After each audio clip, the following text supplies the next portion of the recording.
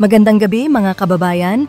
Ngayon ay Thursday, October 30, 2025 at narito ang inyong independent weather update batay lamang sa pinakahuling ulat mula sa PAGASA. Sa kasalukuyan, tatlong weather systems ang sabay-sabay na nakaaapekto sa ating bansa. Una, ang Intertropical Convergence Zone, ITCZ, o ang salubungan ng mga hangin mula sa hilaga at timog ng mundo, na siyang nagdadala ng mga kaulapan at pag-ulan sa malaking bahagi ng Southern Luzon, Visayas at Mindanao. Pangalawa, ang Northeast Monsoon o Amihan na nakaapekto sa extreme Northern Luzon at nagdudulot ng malamig na simoy ng hangin at mga bahagyang pag-ulan. At pangatlo, ang shear line o ang tagpuan ng malamig na amihan at mainit na easterlies na patuloy na nagdudulot ng maulap na kalangitan at mga pag-ulan sa Cagayan, Aurora at Isabela. Ayon sa PAGASA, makikita sa satellite image ang mga makakapal na kaulapan sa Southern Luzon, Visayas at Mindanao, lalo na malapit sa Mindoro at Sulu Sea. Binabantayan ng PAGASA ang posibilidad na mabuo rito ang isang low-pressure area na maaaring tumawid ng Palawan pagsapit ng Lunes.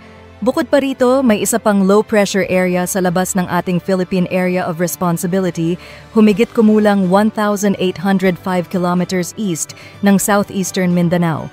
Bagaman mababa pa ang tsansa nitong maging bagyo sa loob ng 24 na oras, nakikita ng PAGASA na maaaring ito'y lumapit sa bansa sa mga susunod na araw at posibleng maging isang tropical depression or typhoon sa pagpasok ng linggo.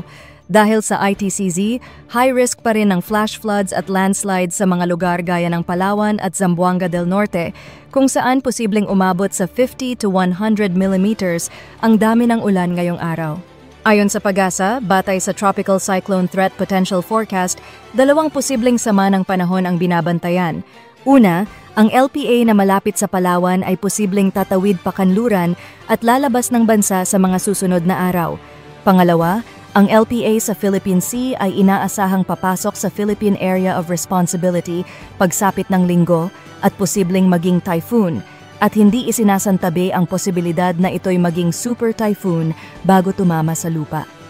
Sa kasalukuyang track, posibleng makaapekto ito sa Eastern Visayas area pagsapit ng first week of November, kaya pinapayuhan ang mga kababayan nating uuwi para sa undas na maging alerto at maghanda. Sa ating weather forecast per region, Luzon, Batanes, maulap na kalangitan na may mga bahagyang ulan dahil sa amihan. Cagayan, Aurora at Isabela, maulap na may mga pag-ulan at pagkulog dulot ng shear line. Mimaropa, Calabarzon at Bicol Region, apektado ng ITCZ kaya asahan ang scattered rains at thunderstorms. Metro Manila, bahagyang maulap hanggang maulap na kalangitan na may mataas na tsansa ng thunderstorms sa hapon at gabi.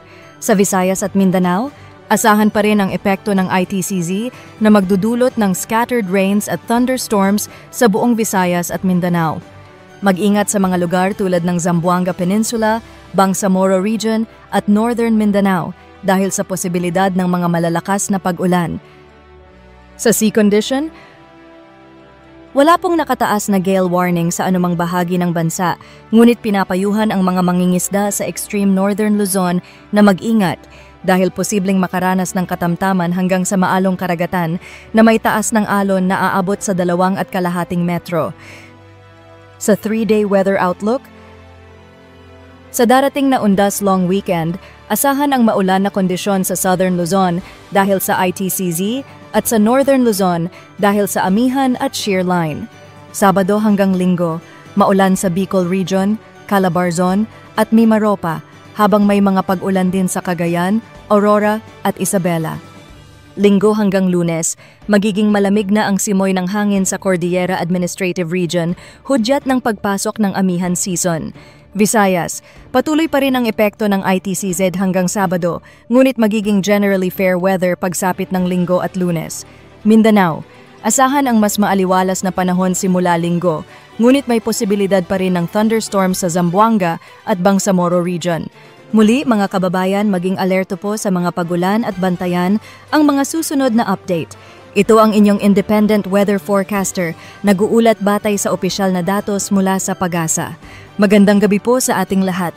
Manatiling ligtas at alerto sa lagay ng panahon.